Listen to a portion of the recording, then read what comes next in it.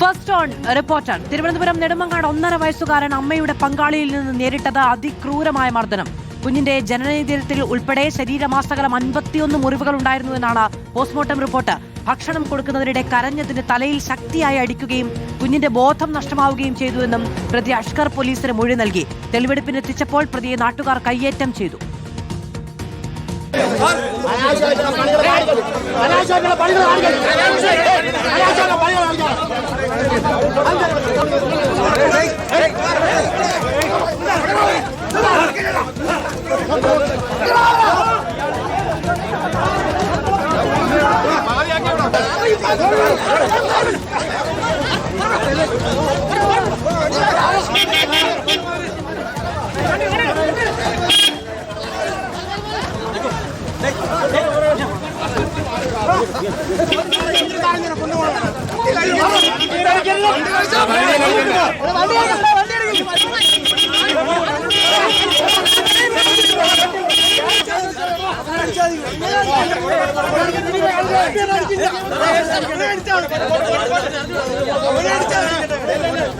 അതേസമയം അഷ്കർ കൊടും ക്രിമിനലാണ് എന്നതിന്റെ കൂടുതൽ തെളിവുകൾ പുറത്തുവന്നു.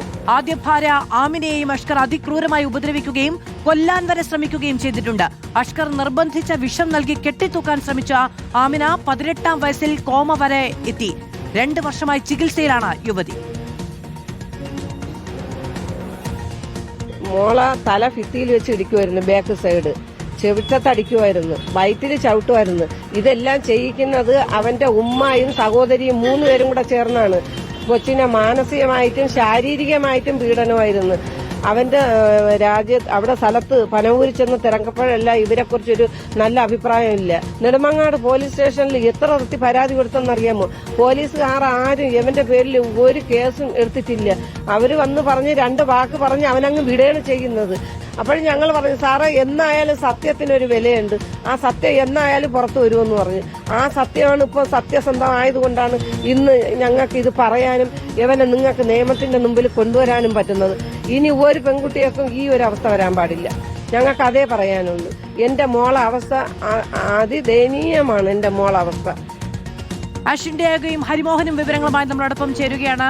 ആദ്യം അശ്വിനിലേക്കാണ് പോകുന്നത്. അശ്വിൻ, ഈ കുഞ്ഞ് ഈ 1.5 വയസ്സിനിടയിൽ അനുഭവിക്കേണ്ടി വന്ന വേദനകളുടെ ചിത്രം പോസ്റ്റ്മോർട്ടം റിപ്പോർട്ടിലൂടെ പുറത്തു വരുമ്പോൾ സ്വാഭാവികമായും ജനരോഷമുണ്ടാകും. ഇന്ന് ഇയാളെ ആ വീട്ടിലേക്ക് എത്തിച്ചപ്പോൾ അത് നമുക്ക് കാണാനും കഴിഞ്ഞു.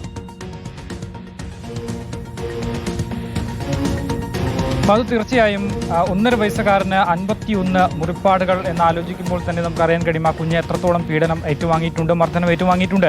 അതിന്റെ നേർചിത്രം തന്നെയാണ് തെളിവെടുപ്പിന് വേണ്ടി ഈ അഷ്കറിനെ വീട്ടിലേക്ക് എത്തിച്ചപ്പോൾ നമ്മൾ കണ്ടത്. അതിന് മുന്നോടിയായി തന്നെ അഷ്കറിന്റെ വാഹനം ചിലർ രാത്രിയോടുകൂടി അജ്ഞാത സംഘം അടിച്ചു തകർത്തിരുന്നു. അതിന് പിന്നാലെയാണ് പോലീസ് ഈ നെല്ലിക്കുന്ന് ഇയാൾ വാടകയ്ക്ക് താമസിക്കുന്ന വീട്ടിലേക്ക് ഇയാളുമായി തെളിവെടുപ്പിന് വേണ്ടി എത്തിയത്. അവിടെ നിന്ന് ഇയാൾ വിശദമായി തന്നെ പോലീസിനോട് വിശദീകരിച്ച് നൽകിയിട്ടുണ്ട് താൻ എന്തൊക്കെയാണ് ചെയ്തത് എന്നുള്ള കാര്യത്തിൽ അത്രയും. അതിനുശേഷം മടങ്ങുമ്പോഴാണ് ഈ പ്രതിക്ക് നേരെ നാട്ടുകാർ കയ്യേറ്റ ശ്രമം നടത്തിയിട്ടുള്ളത്. കൊടും ക്രിമിനലാണ് ഇയാൾ എന്നുള്ളത് അയാളുടെ പെരുമാറ്റത്തിൽ നിന്ന് തന്നെ മനസ്സിലാക്കാൻ സാധിക്കും എന്നുള്ളതാണ്. ഞാൻ ഉള്ളത് അഖിലയുടെ വീട്ടിലാണ്, അഖിലയുടെ മാതാവിന്റെ വീട്ടിലാണ് ഞാനുള്ളത്. റീന അഖിലയുടെ മാതാവാണ് നമുക്കൊപ്പമുണ്ട്. ഈ അഖിലയ്ക്ക് ഈ ഒരു കുട്ടിയെ മർദ്ദിക്കുന്നൊക്കെ അറിയാമായിരുന്നില്ല. അപ്പോൾ ഒരു കൊലപാതകത്തിൽ പങ്കുണ്ടെന്നാണ് നിങ്ങൾ വിശ്വസിക്കുന്നത്? തീർച്ചയായിട്ടും അവൾ പങ്കില്ലായിരുന്നുവെങ്കിൽ ഞാൻ ആവശ്യപ്പെട്ട സമയത്ത് അവൾ എനിക്ക് കുഞ്ഞിനെ തരുമായിരുന്നു. എന്തുകൊണ്ട് അവൾ തന്നില്ല?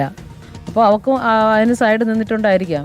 ഇവൻ മാനസികമായിട്ടാണ് ടോർച്ചർ ചെയ്യുന്നത്. അതൊക്കെ ഞങ്ങൾ മനസ്സിലാക്കിയ കാര്യങ്ങളാണ്.